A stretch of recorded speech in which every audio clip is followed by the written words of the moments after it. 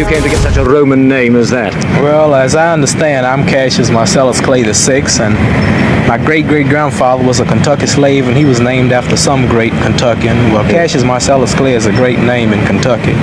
And really, where he was from or where it was all originated, I couldn't tell you. But since I've reached a little fame in boxing, most people want to know where I'm from and where did I get that name. But really, I haven't really checked on it. So I see that I'm going to have to go look into You'll have to look it up. See what it's all about now that I'm getting a little interviews.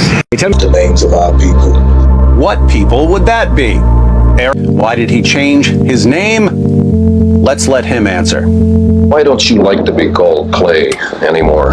No, Clay was not my name. Once we follow, believe, hear, understand the teachings of the Honorable Elijah Muhammad and come into knowledge of ourselves, then we want to be called after names of our people, which are names to fit us black people. And Clay was a white man's name, it was a slave name. And I'm no longer Clay, I'm no longer a slave, so now I'm Muhammad Ali. So, Clay was a white man's name, but Muhammad and Ali were names for his people. We want to be called after names of our people. What people would that be? Arab slave masters? Because that's who Muhammad and his son-in-law Ali were, according to Muslim sources. And let's not forget that Arabs can exhibit a variety of shades and tones. Here's an example of an Arab. Looking at this picture, you may be wondering, did Opie Taylor grow up and convert to Islam? No, this is Sheikh Muhammad al-Yaqubi, the 34th grandson of Muhammad, the Prophet of Islam. This guy's so white, he tried to buy Go-Gurts at Whole Foods. And this is exactly what we would expect based on descriptions of Muhammad in Islam's most trusted sources. Sahih al-Bukhari, number 63. Narrated Anas bin Malik. While we were sitting with the Prophet in the mosque, a man came riding on a camel. He made his camel kneel down in the mosque, tied its foreleg, and then said, "Who amongst you is Muhammad?" At that time, the Prophet was sitting amongst us, leaning on his arm. We replied, "This white man," reclining on his arm. Clay was a white man's name. Sahih Muslim, number 6081. It was narrated that Abu Juhayfa said, "I saw the Messenger of Allah with a white complexion and some white hairs." Clay was a white man's name. Sahih Muslim, 6071. It was narrated from Al-Jurairi from Abu At-Tufail. I said to him, "Did you see the Messenger of Allah?" He said, "Yes, he was white, with an elegant face."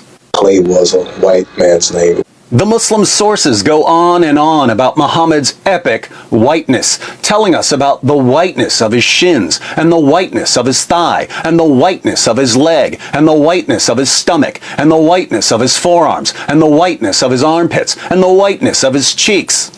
I hope everyone brought soup, because I just found the world's biggest cracker. We want to be called after names of our people. White people? Clay was a white man's name. Muhammad was a white man's name. He was the whitest prophet in history. Now, how many Muhammads would it take to screw in a light bulb? None. He would just tell one of his more than 3 dozen slaves to do it. Let's read about some of these slaves. Sahih al-Bukhari, number 7263. Narrated Umar.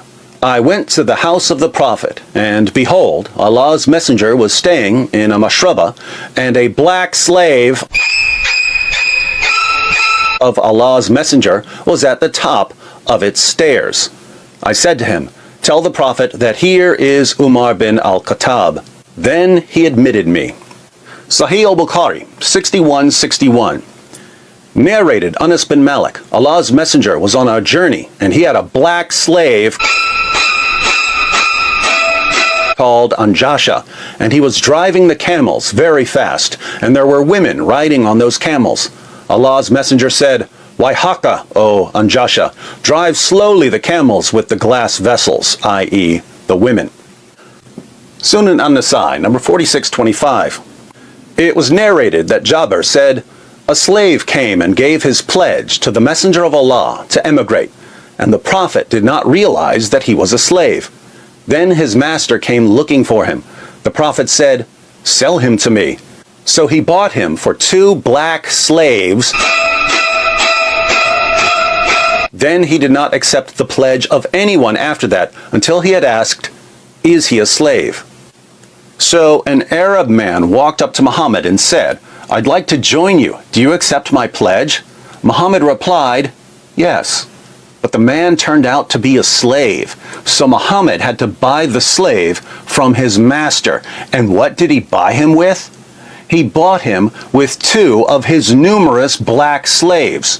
Apparently, black slaves were only half as valuable as Arab slaves. Of course, Muhammad didn't want to keep giving up his black slaves, so he decided to be more careful about taking the pledge.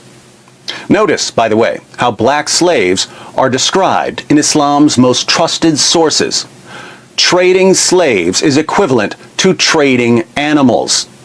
Here's one about a black slave who was shot to death while unloading Muhammad's luggage. Sunan an-Nasa'i 3858. It was narrated that Abu Hurairah said, "We were with the Messenger of Allah in the year of Khaybar, and we did not get any spoils of war except for wealth, goods, and clothes. Then a man from Banu ad-Dubayb, who was called Rifa bin Zayd, gave the Messenger of Allah a black slave who was called Middam.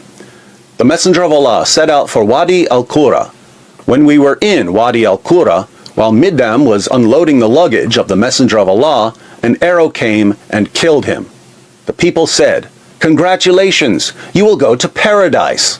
But the Messenger of Allah said, 'No, by the one in whose hand is my soul, the cloak that he took from the spoils of war on the day of Khaybar is burning him with fire.' So Middam, one of Muhammad's many black slaves, grabbed a cloak before the spoils were divided after the Battle of Khaybar, and that earned him a one-way trip to hell.